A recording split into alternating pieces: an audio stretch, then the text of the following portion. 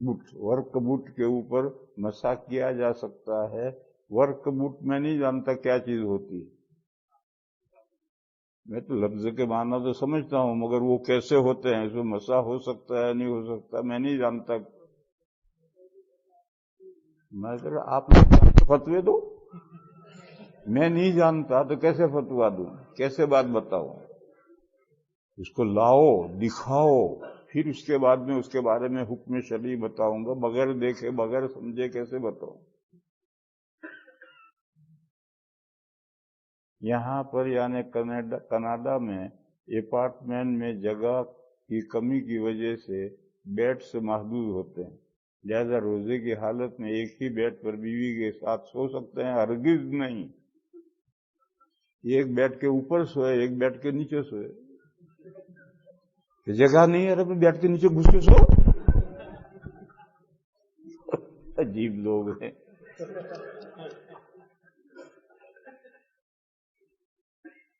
हमारे यहाँ एक खातून जमात से तरावी पढ़ाती हैं, जिसमें वो कुरान हाथ में लेकर क़िरात करती हैं। क्या औरतों का इस तरह जमात के साथ नमाज का एहतमाम करना जायज़ है? दोनों बातें गलत है। औरतों का तरावी में जमा होकर तो औरत का तरावी पढ़ाना ये भी मकरूह तहरीमी है, और कुरान हाथ में लेकर पढ़ने से तो नमाज ही नहीं होती। हमारे यहाँ सोएम और बरसी मनाई जाती है, जिसमें कुरान पढ़ के इसाले सवाब किया जाता है और खाने का इंतजाम भी किया जाता है। क्या सोएम और बरसी मनाना जायज़ है? बिदअत है। सोएम, दहुम, चाहलुम, बरसी ये सब बिदअत है। अगर नहीं तो क्या बरसी का खाना भी जायज़ नहीं? बिल्कुल जायज़ नहीं।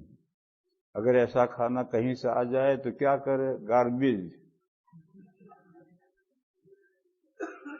क्या शबे बारात या कोई फकीर हो तो फकीर को दे दो, और कोई फकीर यहाँ नहीं है तो गार्बेज करो उसे।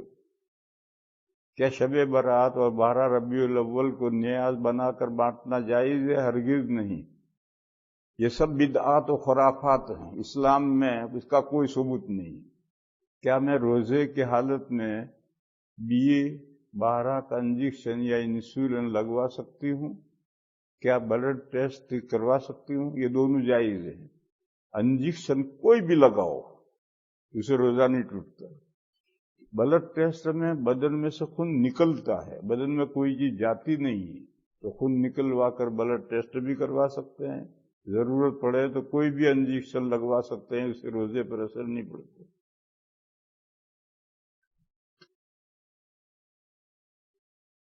मैंने किसी से पर्सनल लोन ली है, मेरा कारोबार है। मैंने जिससे लोन ली है वो मेरी दुकान में काम नहीं करता। क्या मैं मेरे कारोबार में से उसको पे चेक बनाकर मेरा लोन अदा कर सकता हूँ?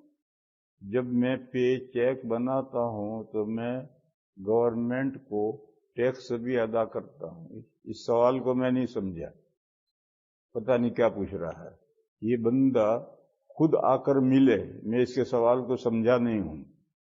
किसी ने 2014 में ज़कात निकाली थी, उसमें से कुछ ज़कात दे दी थी, उन्होंने हिसाब नहीं दे रखा था, बाकी ज़कात की रकम चोरी हो गई।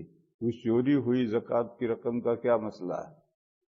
देखो, ज़कात जब गरीब के पास हाथ में गई और मालिक हुआ तब ज़कात अदा हुई। निकाल कर डिब्बे में रख दी, इससे ज़कात अदा नहीं हुई। बस वो ज़कात चोरी नहीं हुई हो तो आपका माल चोरी हो।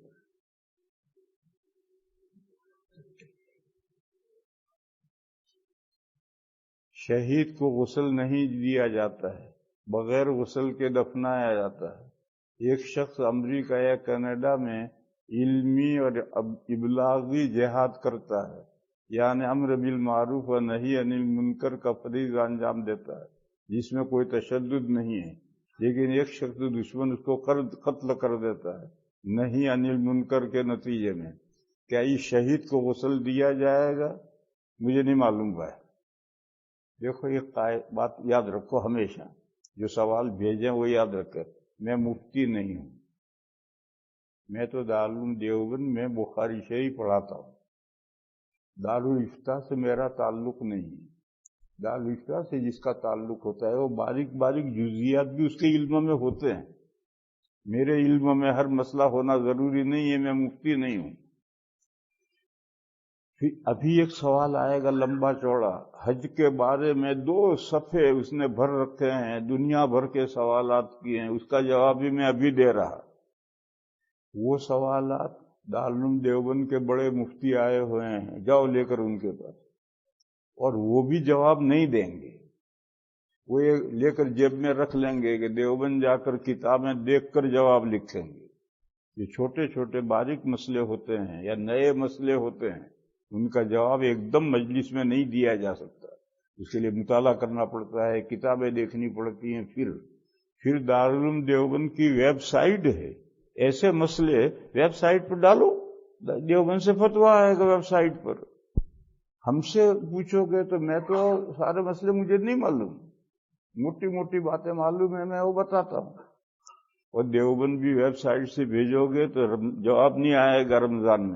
रमजान में सिर्फ रोजों के मसलों के जवाब लिखे जाते हैं, क्योंकि अक्सर मुफ्ती छुट्टी पर चले गए, 2-4 मुफ्ती होते हैं तो रोजों के मसलों के जवाब लिखते हैं, बाकी सवालात एक तरफ रखते हैं, रमजान के बाद लिखते हैं। तो वो हज के बारे में जो 2 सफ़े में एक साहब ने सवालात किए हैं, वो सवालात या तो लेकर हजरत मुफ्ती हबीबुर रहमान खैराबादी के पास जाओ, और उनके पास जाना भी बेकार है। वेबसाइट से देवबंद के दारुल इफ्ता को भेजो, वहां से जवाब आएगा। अब ये जो मसला बतला रहा है, वो शहीद जिसको गुस्ल नहीं दिया जाता, उसके लिए 7 शर्तें हैं।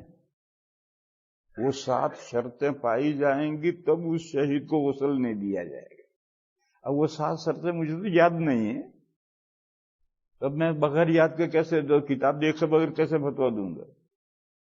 जिस शहीद को गुस्ल नहीं दिया जाता उसके लिए 7 शर्तें हैं। वो 7 शर्तें इकट्ठा होंगी तब उस शहीद को गुस्ल नहीं दिया जाएगा। अब वो 7 शर्तें तो मुझे याद नहीं भाई। ऐसे सवाल जब आते हैं तो हम किताबें देखकर फिर जवाब लिखते हैं, बगैर किताबें देखे जवाब